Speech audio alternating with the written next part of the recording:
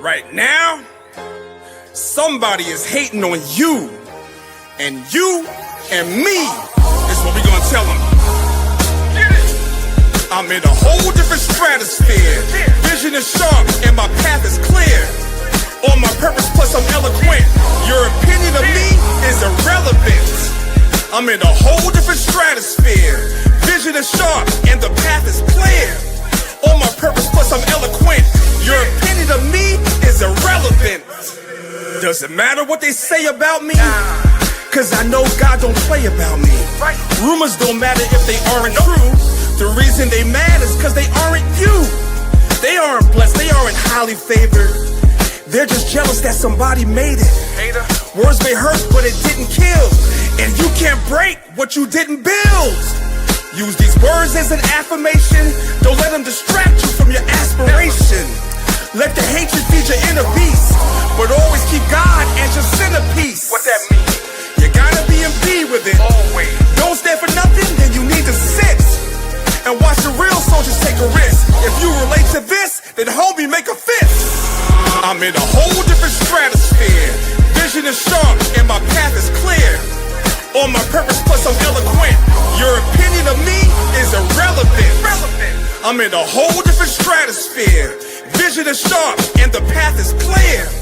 On my purpose, plus I'm eloquent. Your opinion of me is irrelevant. If the keyboard is crazy and the drum pad is kicking, you can pass me the mic. I'm about to start spitting. Will they love me, feel me, relate to me, lyrically, hate me, despise me, corrupt inside spiritually. It's the times that we're living in. No selling my soul, there's no giving in. I ain't waiting on a Judas purse. Trained till the arms are bulging through the shirts. Get the picture, that's what cameras do. Protect what I own, I got hammers too. Prefer peace and I'm praying on it. Club Shame, let Damon weigh in on it. Use these words as an affirmation. Don't let them distract you from your aspiration. Knowledge and wisdom helps you free yourself, and success will find you, so be yourself. I'm in a whole different stratosphere. Vision is sharp and my path is clear. On my purpose, plus I'm eloquent. Your opinion of me is irrelevant. I'm in a whole different stratosphere. Vision is sharp and the path is clear. On my purpose, plus I'm eloquent. Your opinion of me is irrelevant. I need y'all to say that every day. We on a whole different stratosphere. We don't give a damn what the haters say. Yeah, I'm out.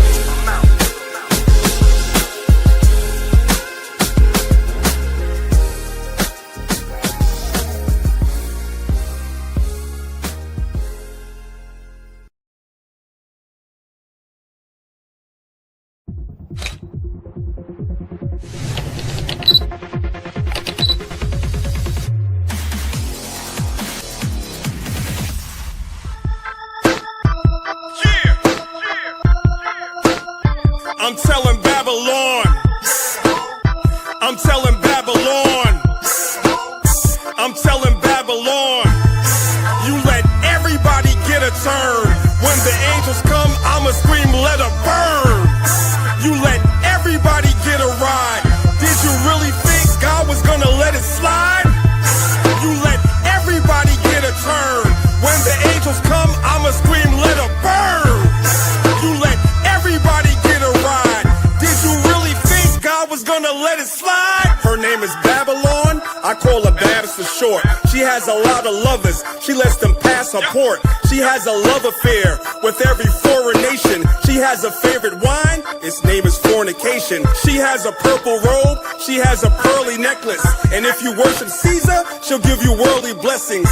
She's insatiable. She cannot hide her passion. Last week, somebody said she rides a dragon. I know it's crazy, but the question is why she had to put a crown upon its 7 heads. And it's even deeper, I had to peep the madness. She made war with the saints that tried to keep commandments. And since she killed the righteous and won't let me be, when she burns, it won't be from an STD. Bodies everywhere, both man and beast. And on that day, the birds are gonna have a feast. You let everybody get a turn. When the angels come, I'ma scream, let her burn. You let everybody get a ride. Did you really think God was gonna let it slide?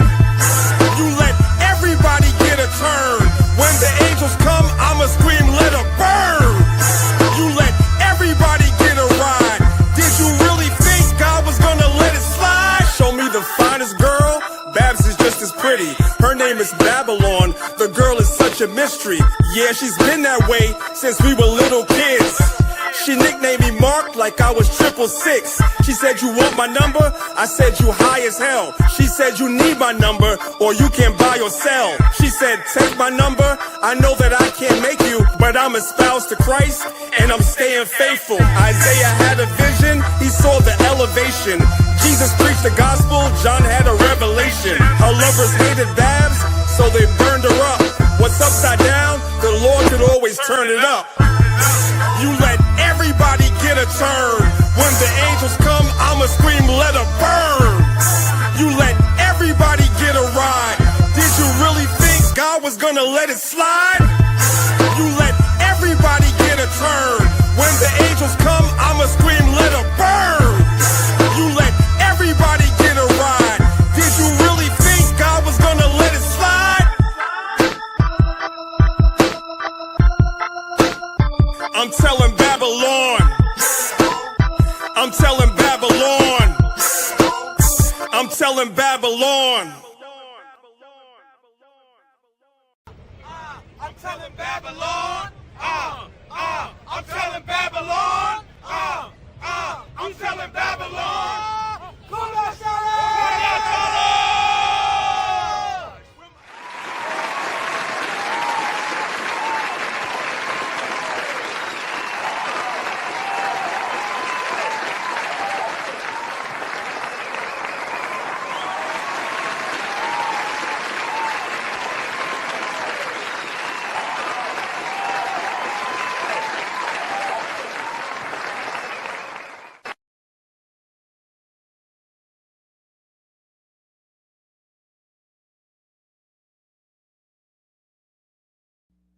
Abanawa, Shabashamayim, Kwadash, Haya, Shamka, Yahweh, Malakotka, Taba'a, Ratazaka, Haya, Aisha, Ba'aratazar, Kowa, Haya, Bashamayim, Lathananawa, Lacham, Kal, Yawam, Wasalachnawa, Chaubwathnawa, Kasalachnawa, Chaubwathinawa, Wala'a, Tabia Anawa, Manasaya 1, Abal, Hawashayanawa, Mayan, Rai, Kaya, Laka, Hamalakwa, Wa'ala, Wa'atapa Arath, La'ai Walamyam, Aman.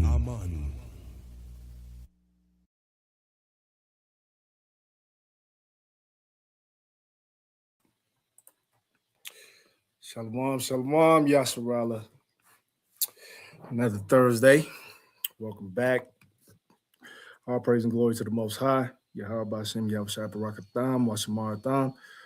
Hope everybody having a good week. Remember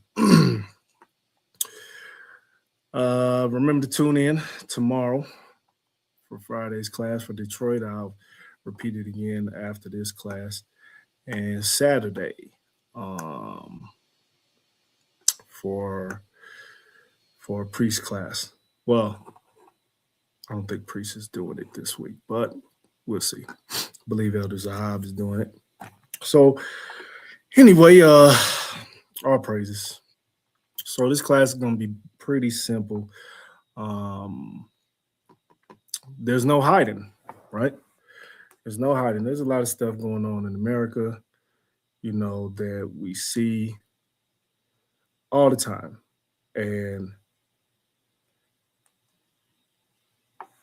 And some people believe that, you know, that they won't receive judgment. I don't know what's going on with that. You know what I'm saying? Even in the chat, a brother asks, you know, what's up with this Gentile salvation? You know what I'm saying? Like, there's just a lot of stuff going on, and everybody's going to see it. Everybody's going to see judgment. You know what I'm saying? So we're just going to kind of touch on that. You can't hide. You know what I mean? You can't hide. Right? So let's just cut right to the chase. Let's get to it and get through this class real fast. All right. So we're going to start off right here. There we go. All right. Can y'all see this? Let me make sure y'all can see it. All right, cool. We're going to go to 2 Corinthians chapter 5.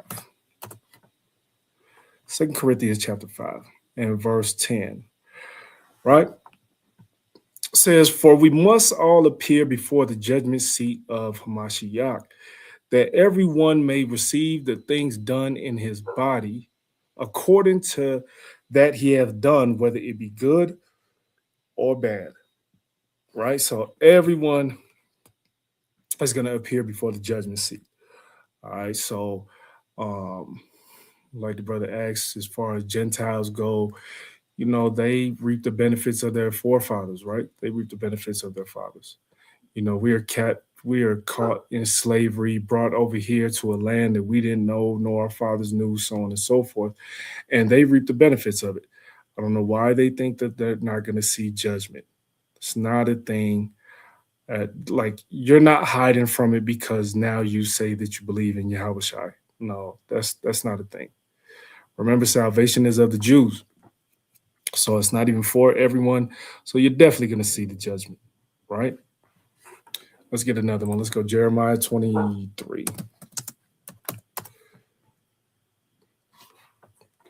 I don't know what I be typing sometimes. Jeremiah 23 and verse 24. Jeremiah 23 and verse 24 says, can any hide himself in secret places that I shall not see him? Saith the Lord. Do not I fill heaven and earth? Saith the Lord. Right? Most High is omnipresent. Right? Does the Most High have to come down and cause damage himself? No, he has angels and stuff like that, right? Remember, he's the Lord of hosts, which has to do with the army. So he has ultimate power to tell these angels and so forth to do this job, to do the works for him. You see what I'm saying? Remember, the Most High is commander in chief, right? Let's go Jeremiah 49 and verse 10. It says, but I have made Esau bare. I have uncovered his secret places, and he shall not be able to hide himself. His seed is spoiled, and his brethren and his neighbors, and he is not. Right? So this is specific to Esau, so the Edomites, right? And we know what happens to Edomites, and we'll get to that later on. But there's no hiding, right? And we're going to go more into detail of what I mean by hiding. All right. We're just going to go through a couple precepts and then we'll get to it. Let's get the book of Job, chapter 22, and verse 13 and 14. Book of Job 22 and 13 says, and thou sayest, how doth God know? Can he judge through the dark cloud? Thick clouds are covering to him that he seeth not, and he walketh in the circuit of heaven. Right? The circuit of heaven, let's go to the Hebrew. Circuit of heaven is to compass, right? So basically it's saying that the Most High, you know, he's amongst everything in heaven, right? But people have this idea that the Most High is not going to see everything that you're doing or know about everything that they're doing. You're not going to hide anything, right? We understand that. Now, other people might not understand it, and that goes for some of Israel too, you know, because some of Israel doesn't actually know that they're Israel. You know what I mean?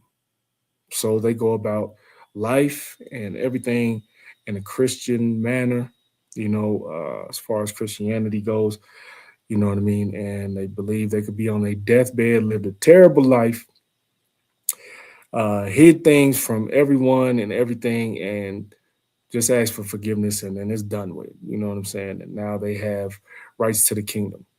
Yeah, well, it don't happen like that. Right?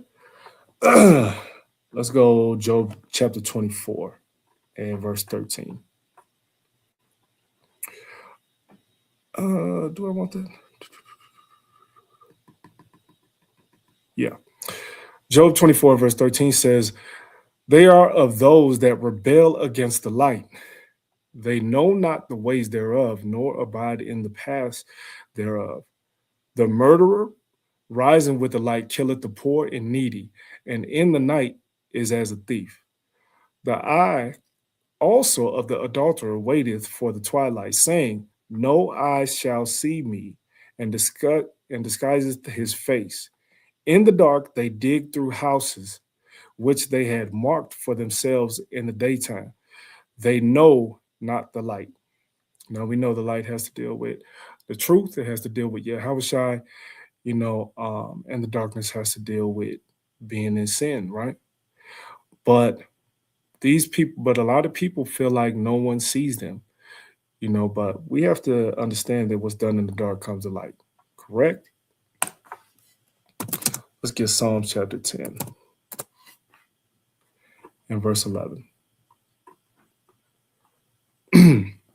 Psalm 10 and 11 says, he hath said in his heart, God hath forgotten. He hideth his face, he will never see it. Right? We think that the Most High, or I ain't going to say we, because a lot of people in this class probably don't think this way, right? We understand that the Most High ain't letting nothing slide. You're not letting nothing slide.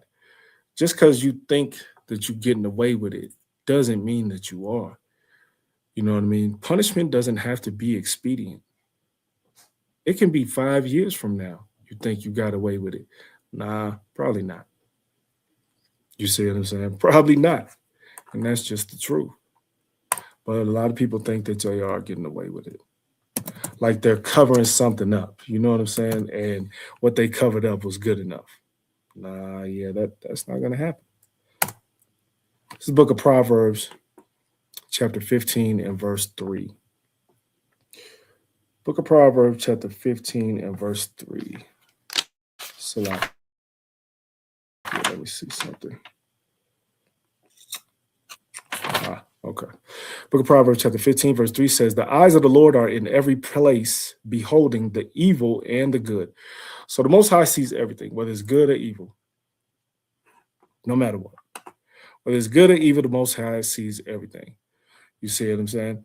So, like I said, a lot of people do wicked, and then they think they can slide past judgment. Or if you're Esau, you think you can go against the judgment, go against the Most High, so on and so forth. And this is how these people think, right? So we went through a couple of scriptures just to show how people think, and and we see that you can't hide anything from the Most High, correct? So here's another thing. This is what they're doing. They have what you call, there we go, billionaire bunkers. All right. So billionaire bunkers is something that people are buying into, underground bunkers, so on and so forth, right? And this is just an AI overview. I didn't want to get into like every little detail. I just want to touch on it, right? So it says billionaire bunkers are high security luxury underground shelters designed for the ultra wealthy to survive catastrophic events. What is some of the catastrophic events, right? The Most High is going to cause destruction, right? Nuclear war, so on and so forth, right? This place got to burn. So these billionaire bunkers is supposed to protect them from these events, right? So it says, with many tech leaders reportedly building them in remote locations like New Zealand and Hawaii, these fortified multi-million-dollar 10-12 complexes offer 10-12 amenities like gyms, cinemas, designed as apocalypse insurance against AI risk, pandemics, and nuclear war. You see that? So these people believe that they can avoid these types of judgments. You see what I'm saying? Because when these types of judgments come, that's coming from the Most High. It doesn't matter. If you just look at it as a what is it? You take it from face value and you're like, oh yeah, we're about to go to war with other countries and so on and so on. You see what I'm saying? So they're just looking at it as people. No, the Most High is causing all this. He's the cause and effect. You see what I'm saying? He the one sending them spirits down here to tell these people what to do and how to move. You see that? Salakia, one moment. Salakia. Yeah, so he's telling them what to do.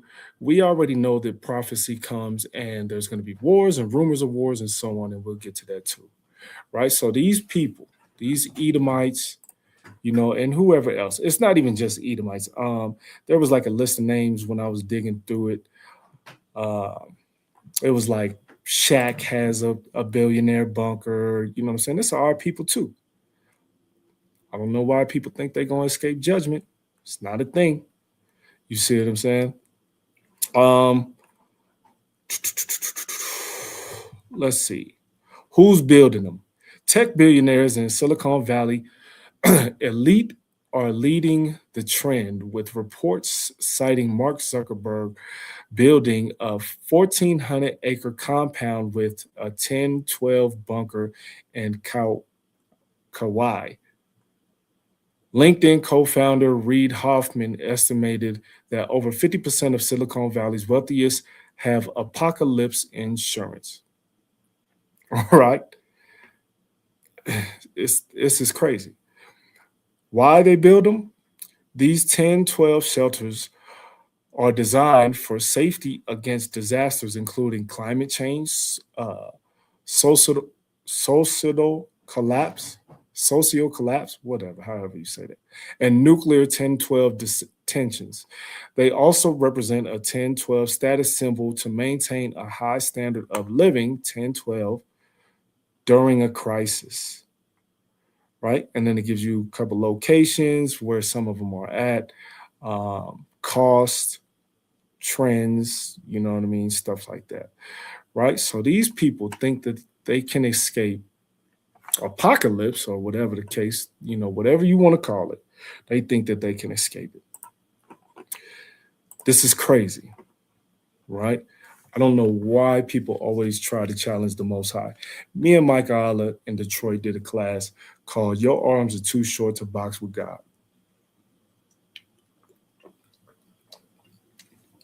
Salakia. Your arms are too short to box with God. And you ain't that good at hide and go seek. You see what I'm saying? You ain't that good at hide and go seek. Most High gonna find you out no matter what. Right? Now, let's see. What can these billionaire bunkers? There we go. What can these billionaire bunkers withstand? Right. This is the hopes. Okay, that the billionaire bunkers can survive what is a catastrophic events, apocalypse insurance, so on and so forth. Right. So let's get another overview. Billionaire bunkers are high-end fortified shelters designed to withstand extreme disasters, including near-miss nuclear blasts, chemical biological attacks, electromagnetic pulses, and severe natural disasters like earthquakes or floods. Built with reinforced concrete and steel, they offer long-term self-sufficient survival via advanced air filtration, water purification, and renewable energy. Nuclear explosions, they are designed to withstand significant shock waves, with some engineered to survive a blast 1 mile from ground zero. However, they are not designed to withstand a direct hit. So if it can't withstand a direct hit, I don't know how you think you're safe. Who's to say that you won't get directly hit? Who's to say that you're going to duck and dodge what the Most High brings down? You see what I'm saying? You got, like, these people are putting a lot of faith in themselves. But these be the same people sometimes that swear that they believe in the Most High. They're Christians. They pay tithes and all this stuff. You know what I'm saying? All that type of stuff. You know, um, so they're sadly mistaken. Sadly mistaken. Right? Chemical, biological, and radiological hazards. These shelters feature airtight seals and advanced industrial grade filtration systems to keep out toxins and radiation. Physical attacks and intrusion. High end custom features often include 24/7 surveillance, biometric entry, massive blast proof doors, water cannons, and in extreme designs, defensive systems like flamethrowers. Natural disasters. They are built to withstand severe weather events such as tornadoes, hurricanes, and earthquakes. All right, so some of these is underground, right? So they're built to withstand earthquakes, but we'll see about that. Structural failures. Many are constructed 30 to 40 feet below ground in bedrock or within former hardened Cold War era missile silos, providing massive structural resilience. Right? So now these things come with like solar panels, wind turbines, you know what I mean, fuel supplies, so all this stuff like that. Hydroponics, you know what I mean, so they can have gardens and everything like that. It sounds good, it sounds nice, you know what I mean, but the things that they're trying to prepare for, you can only prepare so much. Because like I said, you're not gonna get away. There is no getting away with it. You see what I'm saying? There is no getting away. Now, it said that it's built to withstand earthquakes, right? So I asked Google about volcanoes because you see that wasn't mentioned. Now, a lot of volcanoes, especially in America, are underground, right? Ain't like Hawaii or something where it's just up top and blows up and melts everything.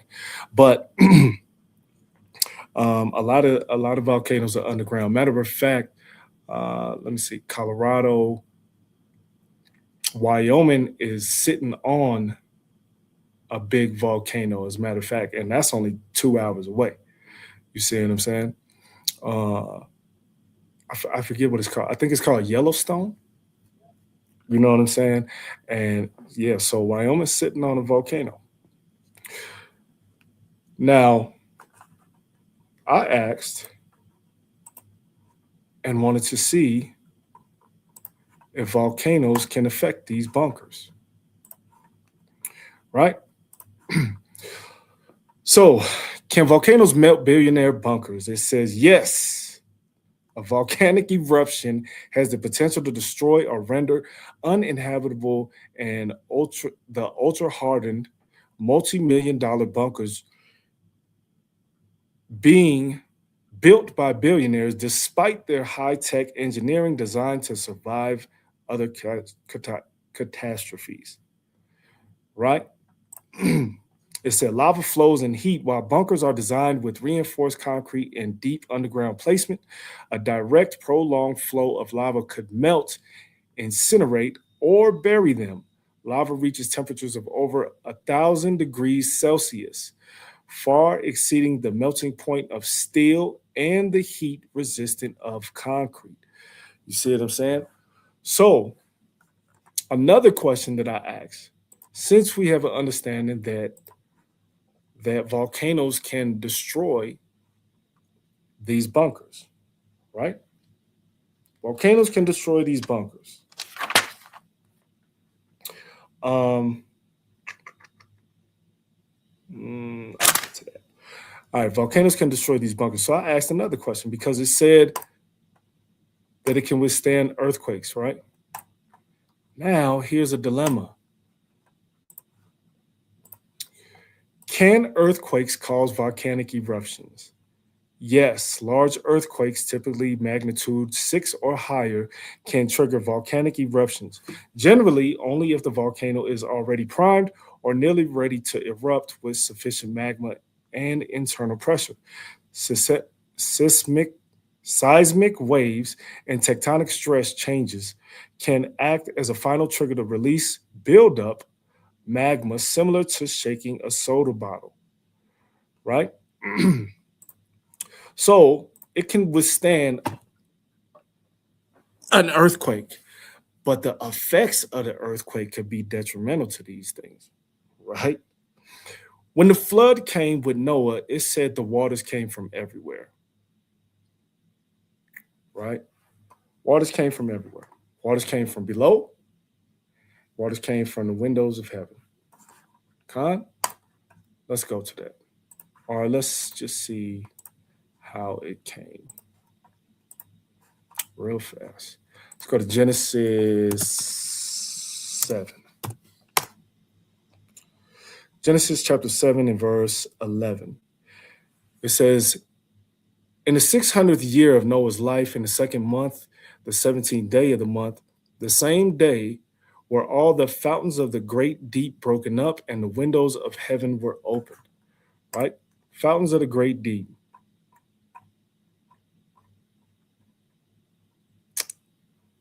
I don't know if that's what I wanted. Yep, that's fine. All right.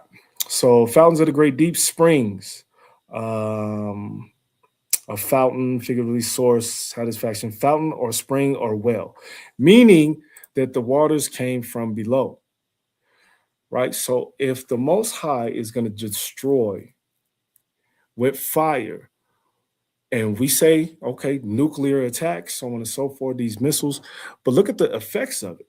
You see what I'm saying? These missiles can cause enough damage, or earthquakes can cause enough disruption to bring the fire from below as well.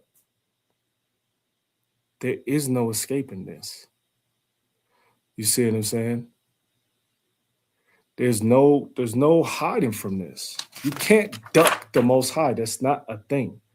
You see? That's not a thing. Right? Let's get another one in Genesis. What is it? 8, chapter 8. And verse 2.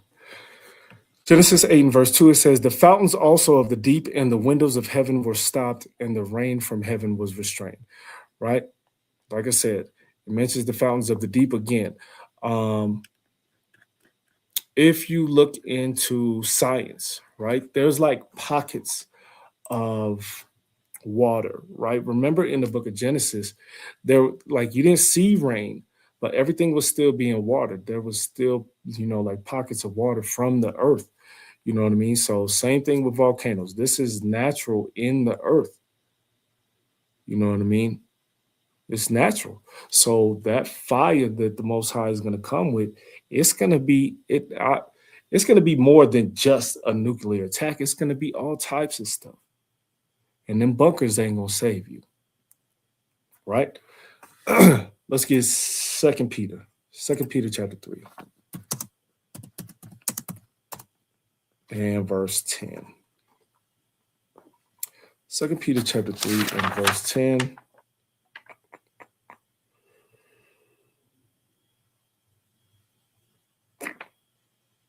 No, let's get this. Yeah, no, let's get 2 Peter verse 10. Okay.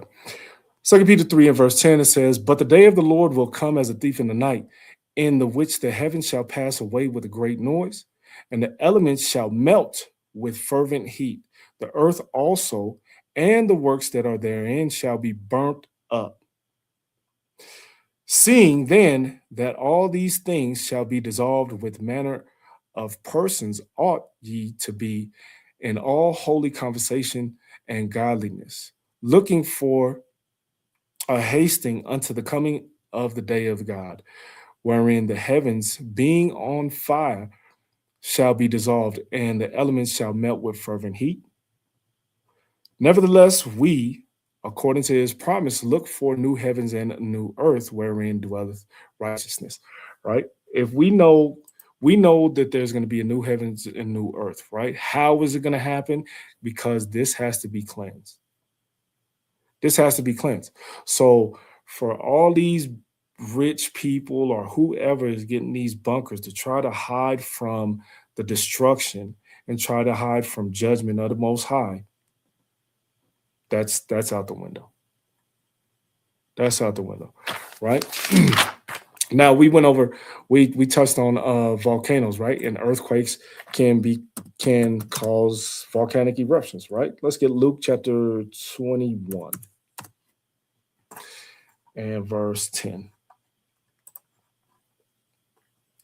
Luke chapter 21, verse 10 says, Then said he unto them, Nation shall rise against nation, and kingdom against kingdom, and great earthquakes shall be in diverse places, and famines, and pestilence, and fearful sights, and great signs shall there be from heaven. Right? So famines and pestilence, we seen that in these billionaire bunkers, that it's supposed to keep them from all this stuff. What they say, like pandemics, and it has irrigation systems and hydroponics and stuff like that, so they can grow food and so on and so on, the air filtrations and all this stuff, right? So that way they're separated from these types of things. Nah, you're not going to be, right? And it said there's going to be earthquakes in diverse places, right? Earthquakes in diverse places. So just like we looked at, when it comes to fire and destroying these bunkers, and volcanic eruptions can destroy these bunkers, you're going to have earthquakes that might bring those along. This is prophecy, and you know the Most High ain't slack on his word, right? Now we understand the judgment starts with us, right? 1 Peter chapter 4 and verse 17. 1 Peter chapter 4, verse 17 says, For the time is come that judgment must begin at the house of God. And if it first begin at us, what shall the end be of them that obey not the gospel of Yahweh? You see what I'm saying? Their destruction is way worse. Their punishment is way worse. You see what I'm saying? Way worse. Fine with me. You know what I mean? It's fine with me. Right? So we understand that there's going to be fervent heat. Things are going to melt away. The Most High is going to destroy this with fire. All right, let's get Psalms 46 and verse 6. The heathen rage, the kingdoms were moved. He uttered his voice, and the earth melted.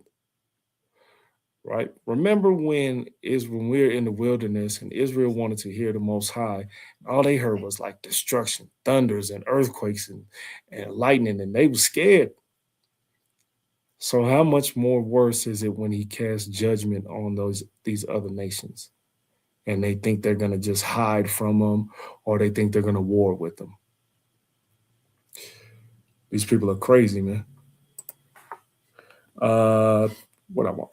Verse 8, Come, behold the works of the Lord, what desolations he hath made in the earth. He maketh wars to cease unto the end of the earth. He breaketh the bow and cutteth the spear in sunder. He burneth the chariot in the fire. Right? This is crazy because a lot of these bunkers, right, is in certain places. And a lot of these things is Americans believing that they can just slide with it, you know what I mean? And they could get away with just anything. Why? Because they are, what is Jeremiah? They are the hammer. That's what it is. They're the hammer, right? Americans think that this place cannot be destroyed. What is that? Jeremiah 50. You know, we'll go back to this. We'll come back to that. Let's go to Amos. Amos chapter 9 and verse 5. Amos chapter 9, verse 5, it says, And the Lord God of hosts is he that toucheth the land, and it shall melt, and all that dwell therein shall mourn, and it shall rise up wholly like a flood, and shall be drowned as by the flood of Egypt. See that? Salaki.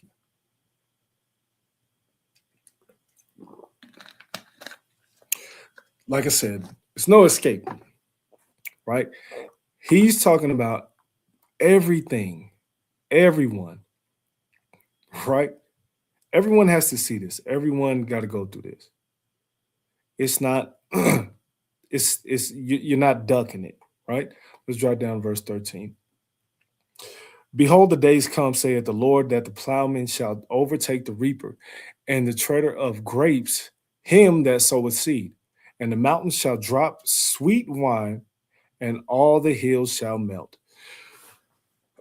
Right? And we understand that when it's talking about hills, a lot of times, and mountains, that it's talking about different nations, right? It's talking about people.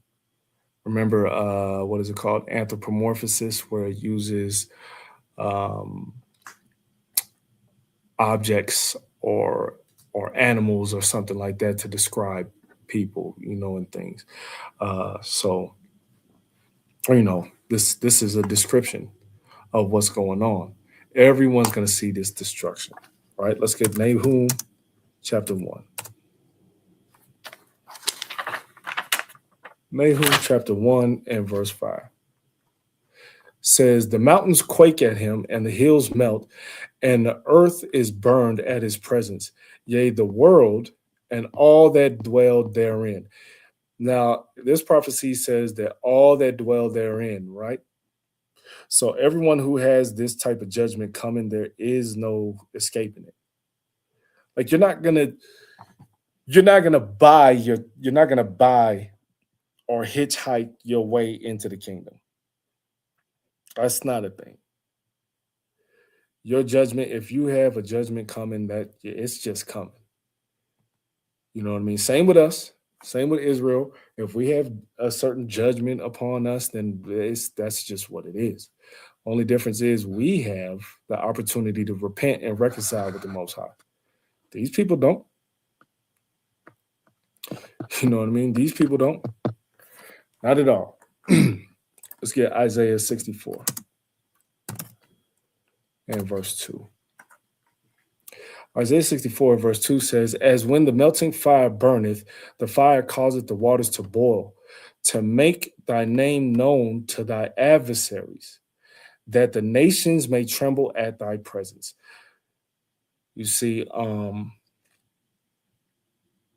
it's like the same as Nebuchadnezzar, right? When certain things happened with Nebuchadnezzar, he was like, oh, let's follow the God of Daniel.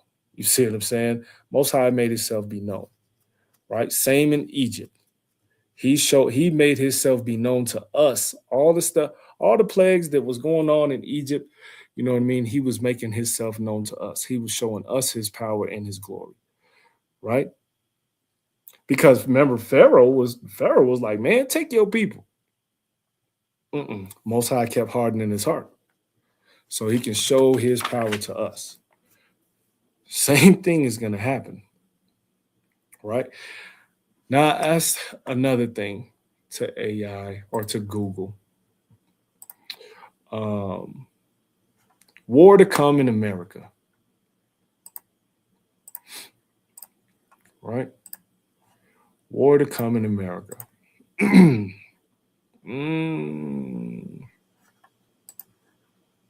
Okay.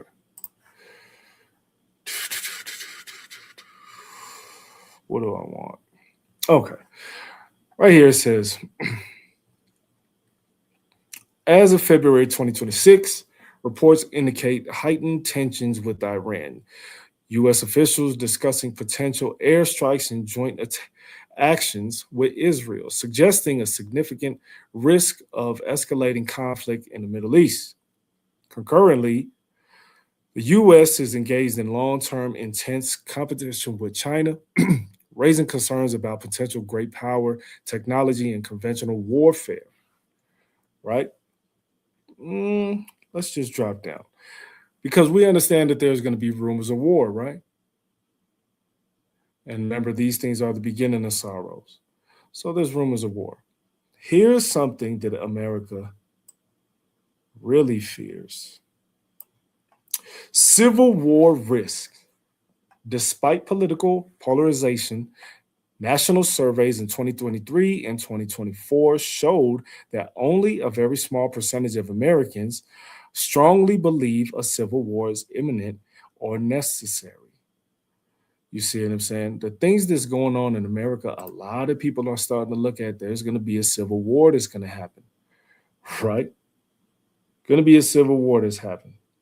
So in the meantime, with this civil war building up, these people are going to be trying to run to their bunkers, right? They're going to be trying to hide. Here's the problem. How do you know when to run to your bunker? Look at how stuff progresses. There's no time limit. There's no time frame on when anything is going to happen.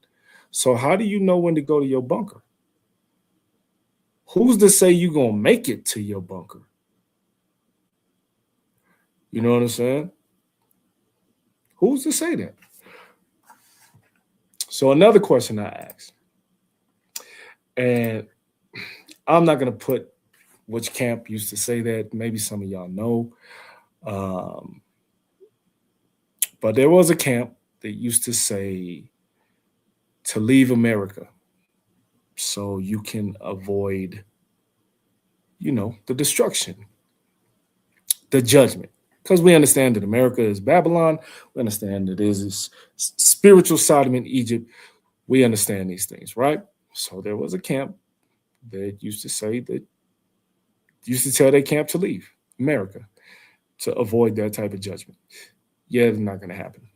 Remember, we're scattered across four corners of the earth. I don't know why people think that all the prophecies just apply to America. We're all over the earth. Why would it just apply just to America? Doesn't make sense, right? There's stuff going on in other countries and stuff like that that still applies to what is written. You just might not know it because you don't see it. You know what I'm saying? We don't see it all the time. It's not in our face. So we don't think that it's happening. We're just looking at right here. Nah, we're scattered abroad. Okay. So what I looked up was, will leaving America save you? Right? So, and like I said, some of these I just get a quick overview because I want to see what information AI gathers and puts together, right? It says leaving America can save you by offering a lower cost of living, reduced healthcare expenses, better work-life balance, and increased safety. Increased safety. What nation gives a damn about Israelites? Let's be honest. Remember, every other nation has a hand in our destruction. You know what I'm saying? So where can we go to run to where we're just safe from everything? That's not a thing, right? Increased safety, particularly for retirees or remote workers looking to escape high U.S. expenses and social tension. However, it's not a guaranteed fix. It involves navigating complex bureaucracy, leaving behind social support networks, and potentially earning lower wages. Lower cost of living is one thing that they say is beneficial. Improved well-being, healthcare, retirement options. The challenges to consider: cultural and social adjustments, legal and bureaucratic hurdles, career limitations, loss of support system, right? So at the same time, these people will tell you, oh yeah, it's beneficial. But then they'll turn around and say, well, you might as well stay here.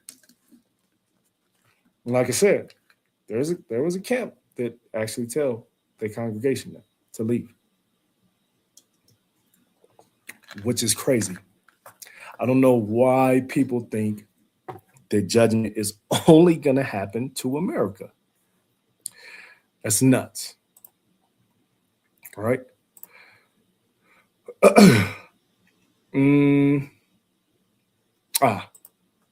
So another thing that I looked up, right?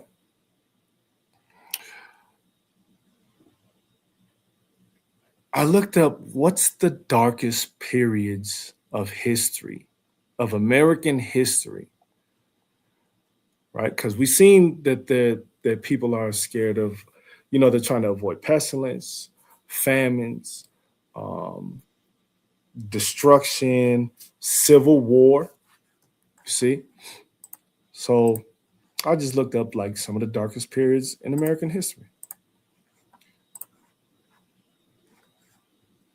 All right. Darkest period in American history, the American Civil War, 1861 to 1865. Right?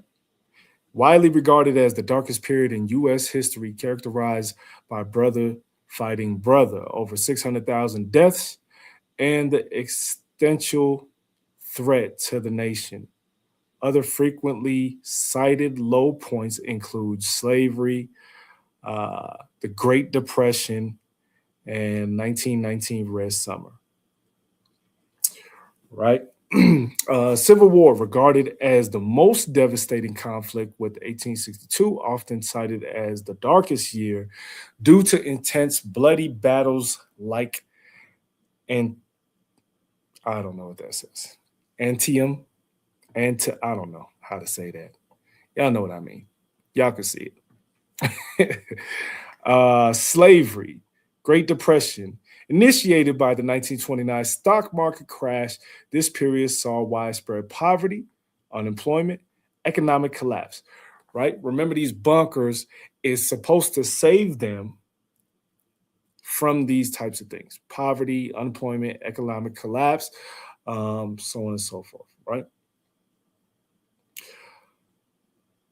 We have to remember that the Most High fights different. It doesn't have to be a physical war. You know what I'm saying? It doesn't have to be a physical war. Poverty is a way that the Most High can fight. Bugs is a way that the Most High can fight. Famine, you know what I'm saying? What if you get down into these bunkers and your crops ain't growing properly because it doesn't have the proper environment? You know what I'm saying? Now you ration in what you thought was going to work out for you. You know what I mean? Red Summer, 1919, a wave of white supremacist violence and race riots across dozens of U.S. cities. We see that happening, especially with that red man, what Elders I've called him, that orange man. You know what I'm saying? This on the panel, right? Especially with him, we could see white supremacy come out. It's more bold when he's in office, right? And that's cool. I'd rather it be bold. I'd rather it be in my face anyway. You know what I mean? Don't try to hide and sneak me. You know what I mean? Never trust your enemies, right? Another one, the Trail of Tears, the forced relocation of Cherokee people resulting in over 4,000 deaths. I'm quite sure that it's way more than that. Right? 1960s, marked by major assassinations, MLK, RFK, Vietnam War, intense civil unrest. Revolutionary War crisis, 1776, the low point of the war, where the survival of the new nation was in severe doubt. All these things are considered the darkest periods in American history. This is just America. You know what I mean? So all of these things, what makes people think that some of these won't happen again? You know, like they say, history repeats itself. You know what I mean? If they try to put a lot of our people into like chattel slavery right now, there goes your civil war.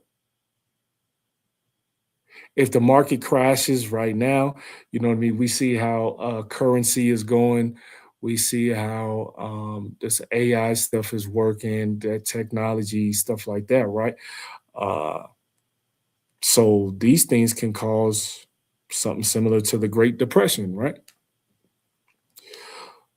So, like I said, at what point do you run to your bunker and try to avoid all this?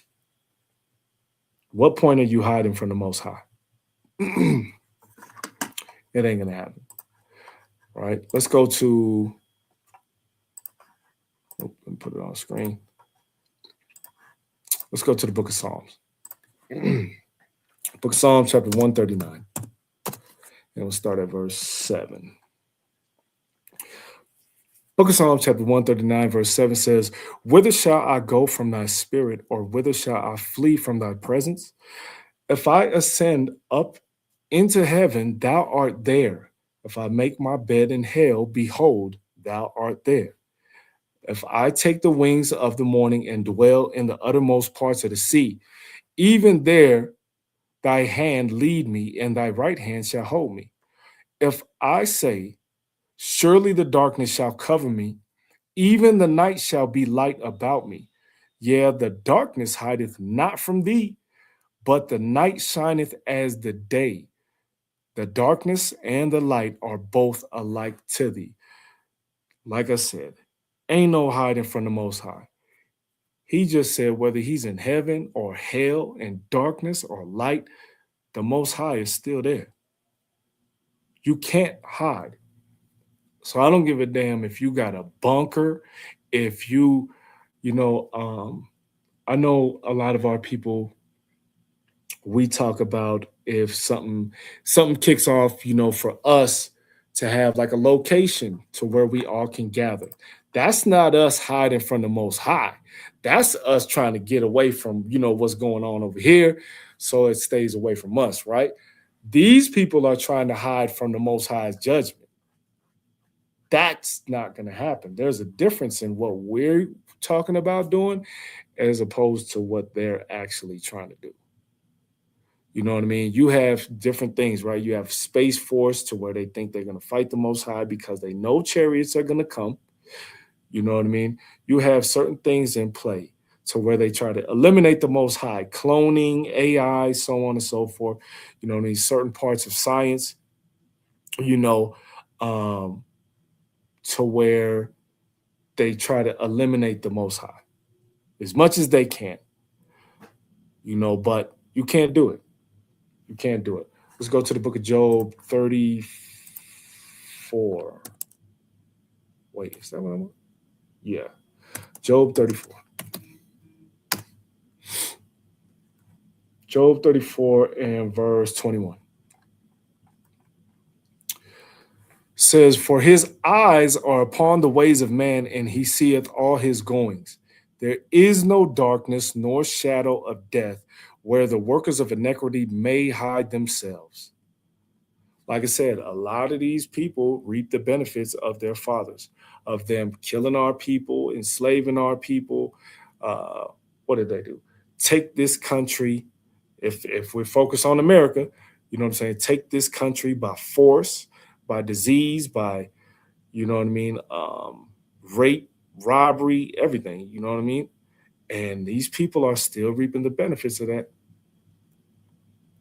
So there is no hiding, right? Job is saying that right now. Oops, I don't even have that on here. Let's get. There we go. Okay. Let's get the book of Sirach, right? Because Job just said there's no hiding. So let's get the book of Sirach. And we all know this one, right? Chapter 23 and verse 19. The book of Sirach, chapter 23, verse 19 says, Such a man only feareth the eyes of men, and knoweth not that the eyes of the Lord are 10,000 times brighter than the sun, beholding all the ways of men and considering the most secret parts. He knew all things ere ever they were created. So also after they were perfected, he looked upon all them. He looked upon them all, Salakia. This man shall be punished in the streets of the city, and where he suspecteth not, he shall be taken. Right? So while these people feel like they're comfortable in what they're doing, trying to hide, trying to get these bunkers, trying to escape America, to avoid judgment, to avoid destruction, to avoid certain things, you're not. You're not going to.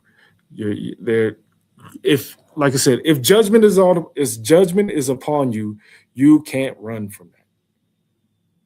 You know what I mean? Remember, he says that every hair on your head is accounted for. So what makes you think you'll escape anything? Right? Let's get the book of Proverbs. Chapter 5. No, 5. Yep.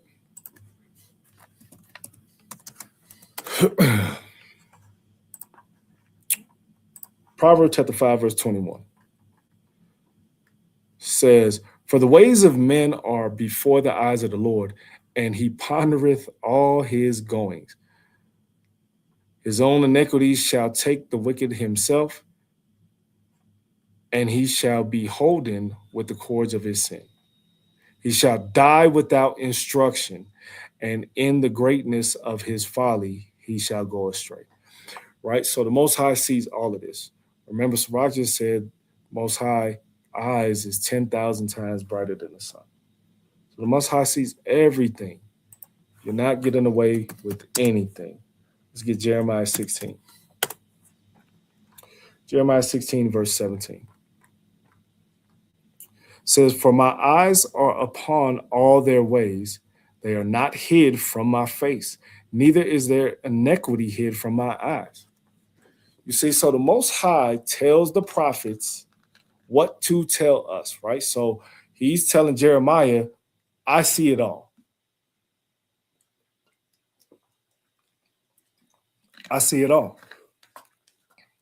You see what I'm saying? Sometimes the prophets were to prophesy against Babylon. They're to prophesy against Nineveh. They're to prophesy against Israel. You see what I'm saying? Daniel was interpreting dreams for Nebuchadnezzar, so on and so forth. You know what I mean? So the Most High is showing that he sees everything, whether they belong to him or not. He sees it all. Right? Let's go back to Amos 8. No, Amos 9. I should have just read this earlier, but it's all good. Amos 9 and verse 8 says, "Behold, the eyes of the Lord God are upon the sinful kingdom, and I will destroy it from off the face of the earth, saving that I will not utterly destroy the house of Jacob, saith the Lord." Right? We're to be saved. Other nations, he said that they'll be destroyed from off the face of the earth. And we know that if they're not completely destroyed, that they'll be subject to us. We know that, per Isaiah 14, right? We know that. So either way, these people receive judgment, no matter what. No matter what. Let's go Jeremiah chapter 50 again. And we'll start at verse 1. It says, "The word that the Lord spake against Babylon and against the land of the Chaldeans by Jeremiah the prophet." All right, so we understand that some of these prophecies have they're dual prophecies, right? So Jeremiah may be speaking to speaking about Babylon at that time, but we understand that was Neo-Babylon, but the Babylon now, it still has the same effect, right? Verse 2 says, "Declare ye among the nations and publish, and set up a standard. Publish and conceal not. Say, Babylon is taken, Bel is confounded. Merodach is is broken in pieces. Her idols are confounded. Her images are broken in pieces. Right? For out of the north there came, Salakia, there cometh up a nation against her, which shall make her land desolate, and none shall dwell therein. They shall remove, they shall depart, both man and beast. Right? Babylon was at the top. You see what I'm saying? Babylon was a strong force, a powerful nation, a powerful people. You know what I'm saying? They had Nebuchadnezzar at the top ruling. You know what I mean? And the Most High brought it down. So even if people focus just solely on America when it comes to scripture, understand that this is this new age Babylon, and it has to be brought down. So ain't no escaping, ain't no hiding. You're not going to just sit in Babylon as a Babylonian and just slide past. I don't know why people think this. Like, it's crazy to me. It's crazy to me. You know what I'm saying? What else do I want? Oh, chapter 51. That's what I wanted. Jeremiah 51, and we'll start at verse 1, right? It says, thus saith the Lord, behold, I will raise up against Babylon and against them that dwell in the midst of them that rise up against me, and a destroying wind. And I will send unto Babylon fanners that shall fan her and shall empty her land. For in the day of trouble they shall be against her round about. Fanners is speaking of scattering. Strangers, right? Different people, be one alienated, commit adultery, hence to be a foreigner, stranger, or profane, right? And it says that they will fan. That is to, there it goes. There it goes. To scatter, right? So the Most High is like, Babylon, I will send certain people and they will break y'all apart, basically. You see what I'm saying? To disperse, spread, scattered. You see what I'm saying? That's what he's talking about. Okay. Verse 3. Against him that bendeth, let the archer bend his bow, and against him that lifteth himself up in his brigandine, whatever that says, and spare ye not her young men, destroy ye utterly all her hosts. Thus the slain shall fall in the land of the Chaldeans, and they that are thrust through in her streets. Right? So there's a judgment for Babylon, right? Like I said, this is a twofold judgment. Every judgment isn't just for that period of time. Every prophecy, isn't just for that period of time. It continues on. Remember, things work in a cycle. Remember, Solomon said that there's nothing new under the sun. Nothing new under the sun. So everything works in a cycle, right? Let's go to Daniel chapter 2 and 36. Okay.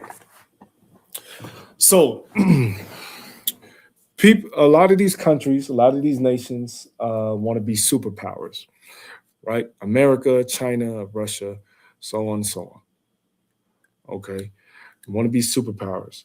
They are some of the main ones that work against the Most High.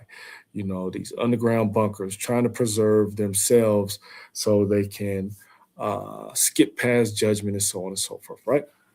So right here in verse 36, we have Babylon. Okay, this is the dream, and we will tell the interpretation thereof before the king. Thou art a king of kings, for the God of heaven hath given thee a kingdom, power, and strength, and glory.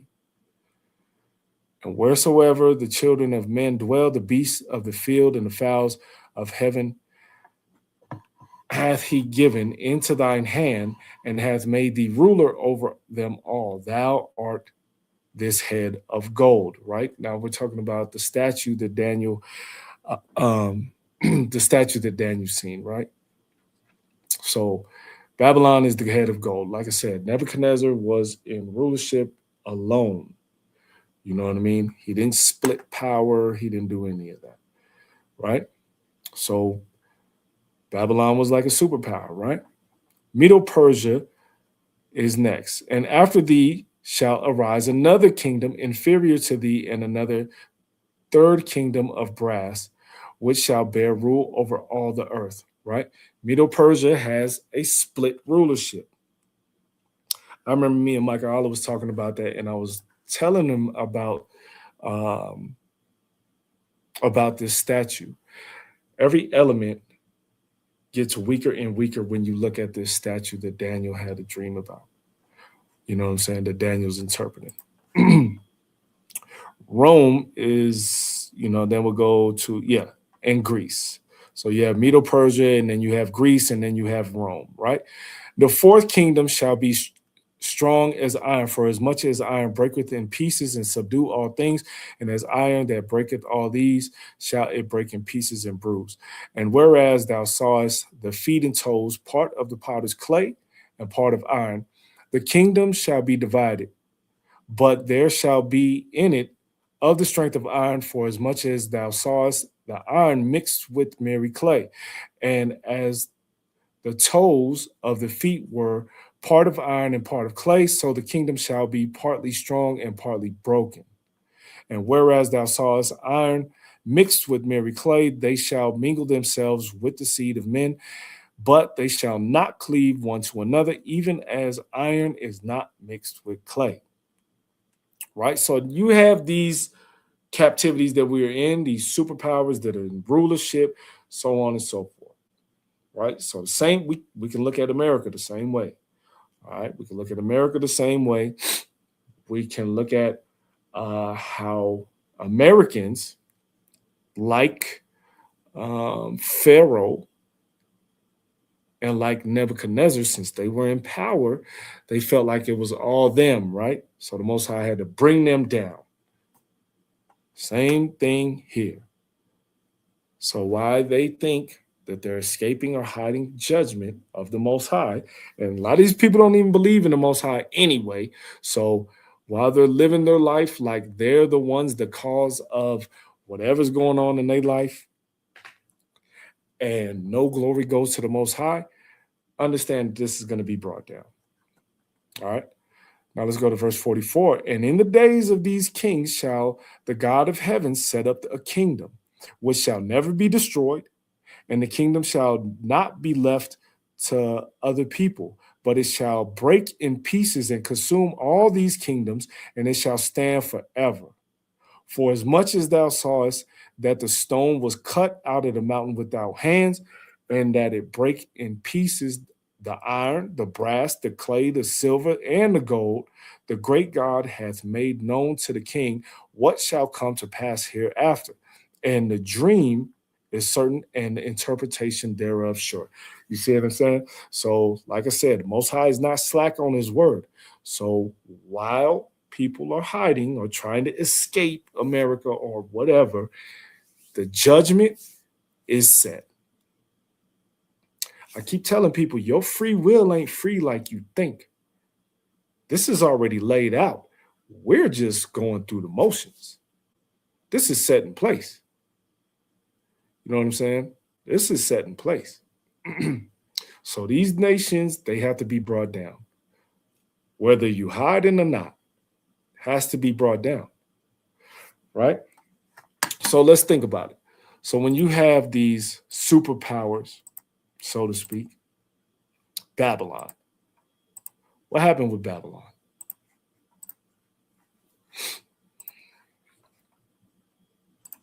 Fall of Babylon, right? Let's just read this part. Fall of Babylon occurred in 539 BC when the Persian Empire conquered the Neo-Babylonian Empire. The success of the Persian campaign led by Cyrus the Great brought an end to the reign of the last native dynasty of Mesopotamia and gave the Persians control over the rest of the Fertile Crescent. You see what I'm saying? So Babylon was conquered. See that? Babylon was conquered. Who else? Who else was there? Medo-Persia, right? So, who conquered Medo-Persia? Alexander the Great conquered the Medo-Persian Empire between 334 BC and 331 BC. His victory at the Battle of Gaugamela, whatever, in 331 BC effectively ended the rule of Darius III, last Persian emperor, and marked the collapse of the empire, right? So Medo-Persia was conquered. And then you have Greece, right? So you got Greece. It says Greece in the Roman era describes a period of ancient Greece, as well as the Greek people and the areas they inhabited and ruled historically from the Roman Republic's conquest of mainland Greece in 146 BC until the division of the Roman Empire in late antiquity. It covers the periods when Greece was dominated first by the Roman Republic and then by the Roman Empire, right? I'm not going to go too much into detail on that. So there was a triumvirate, right, where you had two Greeks and a Roman, and that Roman had those two Greeks killed, and then Rome became an empire after the triumvirate, right? But they actually ruled at the same time. That's why you see in history it's called the Greco-Roman Empire at first, and then it became the Roman Empire, okay? And Rome took over. This is why even though we're in Rome, even though we're in the Roman captivity, we still fell under Greek customs because it merged into Rome anyway, because they ruled together at a point. All right.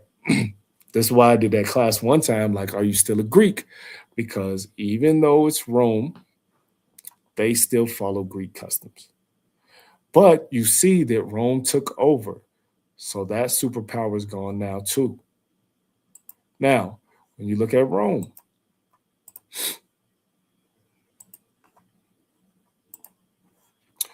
right? Rome, so Byzantine Empire, you know, this is where a lot of ministry was at, right? Byzantine Empire. Byzantine Empire, also known as the Eastern Roman Empire. Okay, make sure y'all can see it.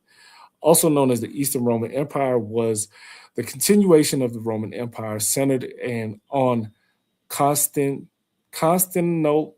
I don't never know how to say that name. Constantinople, whatever. During late antiquity and the Middle Ages, having survived the events that caused the fall of the Western Roman Empire in the 5th century AD. It endured until the fall of you know what it is, to the Ottoman Empire. The term Byzantine Empire was coined only after its demise. Its citizens used the term Roman Empire and called themselves Romans, right? But Rome fell to the Ottoman Empire, right? So all of these empires, all of these superpowers and stuff like that, these captivities that we're in, they had to fall. So this captivity that we're in, it has to fall, right? What happened after Rome fell? We had the Dark Ages. This is when we ruled in Europe and so on and so forth, right? They call it, you know, some refer to it as the Middle Ages because they don't want our people to know that we was the one in rulership at that time. All right. So the Dark Ages is where we ruled. Now, what did you have after that? You had the Renaissance, right? The Renaissance was a fervent period of European culture, artistic, political, scientific rebirth following the Middle Ages. Originating in Florence, Italy, it was fueled by a rediscovery of classical Greek and Roman philosophy. God, Elder God, the what? Um, Literature and art. Key figures like Leonardo da Vinci, Michelangelo transformed Western thought, placing humanity at the center of the universe, a philosophy known as humanism. Right? So, what is the Renaissance? Renaissance is a rebirth of Rome. If we look at America right now, what is the symbol for, or what is the symbol or animal that Rome used? An eagle. What does America use? An eagle. Rome had a senate. What does America have? A senate. You see what I'm saying? Like everything, this is a rebirth. This captivity that we're in is like all of the captivities rolled up in one. So it has to fall. So it doesn't matter if people try to hide. It doesn't matter if people try to escape and leave and stuff like that. You are a part of this. It got to fall. It got to go. Right? It has to go. Let's get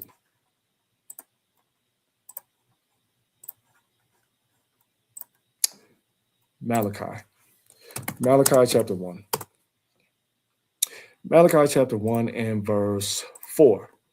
It says, whereas Edom saith, we are impoverished, but we will return and and build the desolate places. Thus saith the Lord of hosts, they shall build, but I will throw down.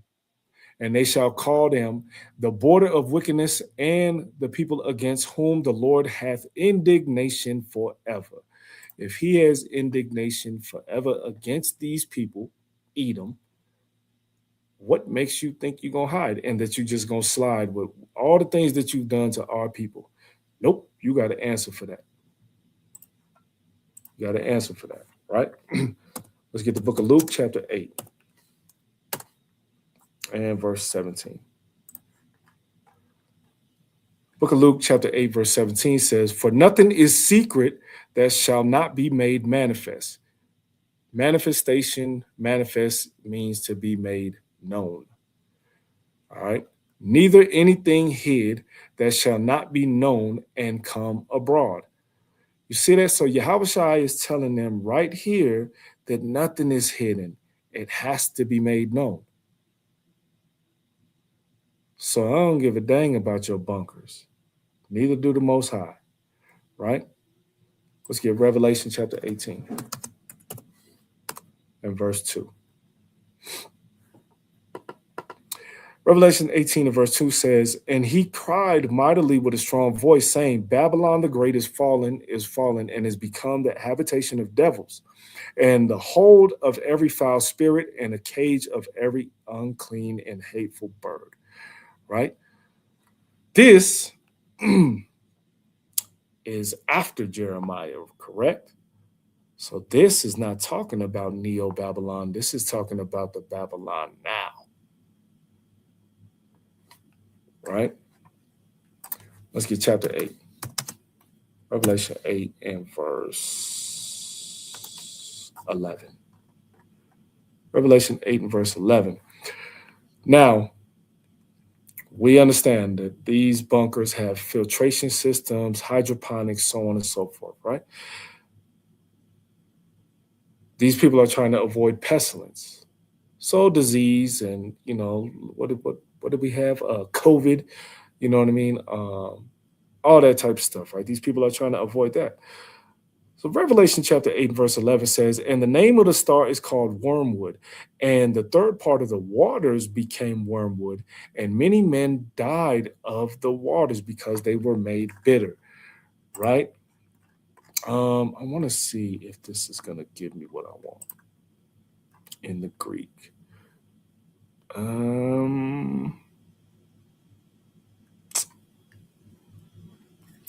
It's not.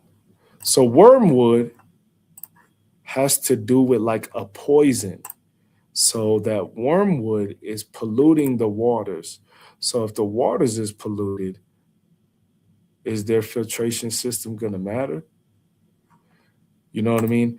Like I said earlier, the Most High fights different. He don't have to fight you like you think he's going to fight you. You know what I mean? He can do simple stuff. He can take his time killing you. It doesn't, you can just suffer for 12 years. You know what I'm saying? Nothing is set in place to where he has to do it a certain way. Nah. Let's get the book of Luke. Did I go Luke? Nope. Luke chapter 12, verse 2 says, "For there is nothing covered that shall not be revealed, neither hid that shall not be known. Therefore, whatsoever ye have spoken in darkness shall be heard in the light, and that which ye have spoken in the ear in closets shall be proclaimed upon the housetop." You see what I'm saying? It's going to be revealed, and this is Yahushua speaking. It's going to be revealed. Yahushua is telling you that the Most High, you're not going to hide anything from the Most High. It's going to come out. You know what I'm saying? Even if, I say this all the time, like, you know, a lot of us use a representative like when we're in public, when we're at work, so on and so forth. You're not really yourself, right? You try to keep a professionalism and stuff like that, right? So you're using some sort of cover. Eventually, you got to reveal yourself. All it takes is a situation, a certain comment, whatever the case may be. You know what I'm saying? You're going to reveal yourself. It has to come out, no matter what. No matter what, right? Let's get the book of Matthew chapter 10 and verse 26. Matthew chapter 10, verse 26 says, "Fear them not, therefore, for there is nothing covered that shall not be revealed, and hid that shall not be known." Right? So, and I keep saying this, like you can't hide. There's no hiding. You might as well just be as honest as possible, because you're not going to hide anything from the Most High. You know, and I'm going to say this because this goes for Israel especially. Well, that's my concern. I don't give a damn what these other nations do. You know what I'm saying? They already got something coming. But as far as us, as far as Israel, be honest. You know what I'm saying? Stop trying to hide. Stop trying to hide from the Most High. Stop trying to hide from your brothers and sisters. Just be honest. You know what I'm saying? Because even though you're trying to hide and you lying to your brothers and sisters, the Most High sees you doing that. So you're really not hiding nothing. Right? Let's go 1 Corinthians chapter 3 and verse 13. 1 Corinthians 3 and 13 says, "Every man's work shall be made manifest, for the day shall declare it, because it shall be revealed by fire, and the fire shall try every man's work of what sort it is." Right? In order for us to be cleansed, we have to go through the fire. Correct? So your works are going to be tried. You're going to be put to the test. You're going to be pushed to the limit. That's just what it is. But that's for our benefit, not them. Their fire is going to be terrible. Our fire is proving us and making us better. You know what I'm saying? Now, not for all of us. Some of us, we're gonna receive that too. Some of us gonna receive it too. Right? Let's go chapter 4 and verse 5.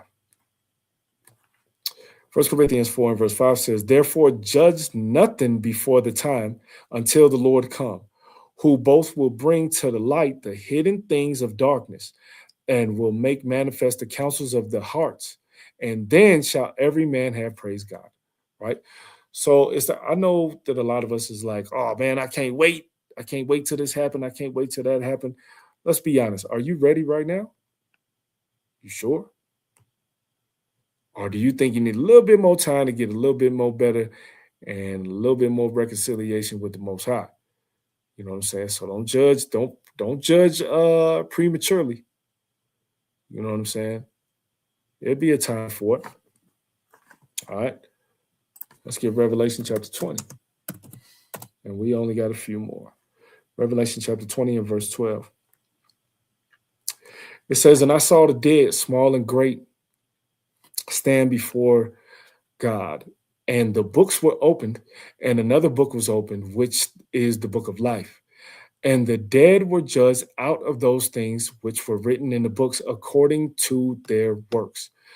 Right? So these other nations, even though they have no doings with the kingdom and salvation, doesn't matter. Remember, good and evil are judged based on the same merits, on the same books, same laws, so on and so forth. Same thing.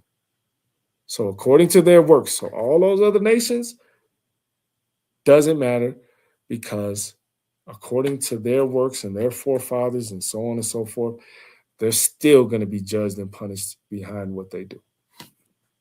All right. Just like Ecclesiastes chapter 12 and verse 14.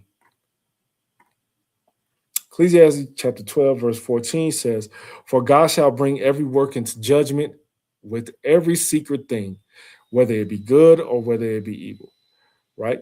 With every secret thing. So like I said, you're not hiding. You're not hiding. Understand that these angels have to report back to the Most High. They got to report back to Yahushua. Yahushua got to report back to the Most High. Same with your prayers.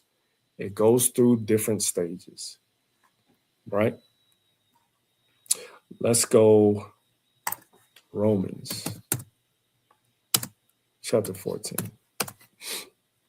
Romans chapter 14, verse 11. For it is written, as I live, saith the Lord, every knee shall bow to me and every tongue shall confess.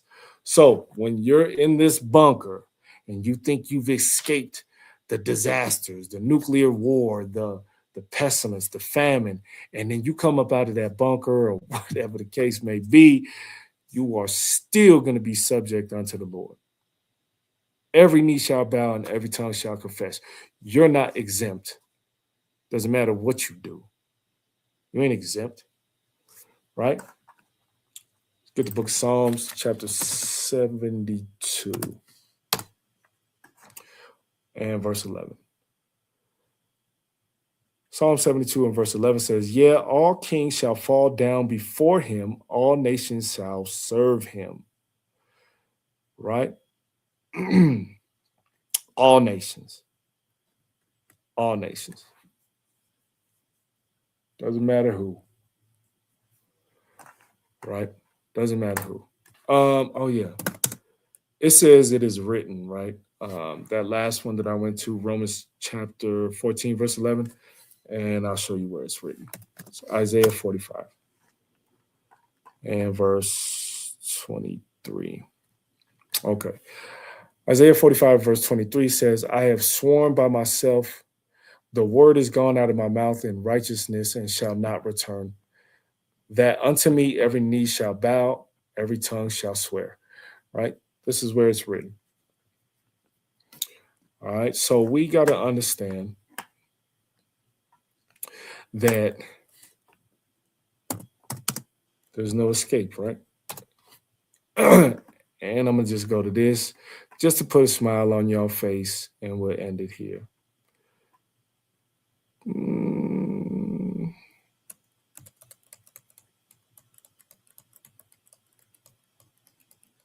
It's the book of Obadiah, chapter 1, verse 17. It says, but upon Mount Zion shall be deliverance, and there shall be holiness, and the house of Jacob shall possess their possessions. And the house of Jacob shall be a fire, and the house of Joseph a flame, and the house of Esau for stubble, and they shall kindle in them and devour them, and there shall not be any remaining of the house of Esau, for the Lord has spoken it. So when all this is said and done, I don't give a damn about your bunkers. I don't care how you think you're going to escape or hide from the Most High. It's over for you people. right? God, you know what I'm saying? Yep, it's over for you people. So I'll end it right there. Throw one in the chat for me if you were edified. Like I said, main thing is there is no hiding from the Most High. And everybody has to know that.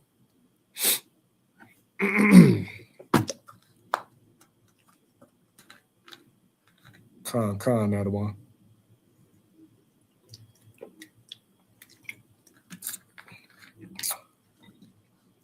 Khan Tawada Aqua.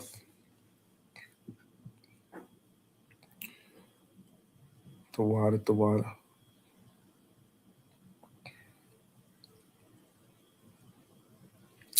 Khan, all praises. All praise. All right. Well, I'm glad y'all was edified. Like I said earlier, tune in to tomorrow's class with Detroit. I know them brothers gonna bring it out. And then tune in to Saturday's class. Lord's will, y'all make it to that one as well. Man, keep in mind we got Passover coming soon. Well, we got about a month left. Barely over a month, something like that. You know what I mean? A month and a couple of days. So all praises and glory to the Most High. Like I said, tune into these classes. I'm glad that y'all tune in every week. All praises to the Most High. Yahweh Bashim, Yahweh Shai Barakatham, Washamaratham. And with that, I will say, Shalom.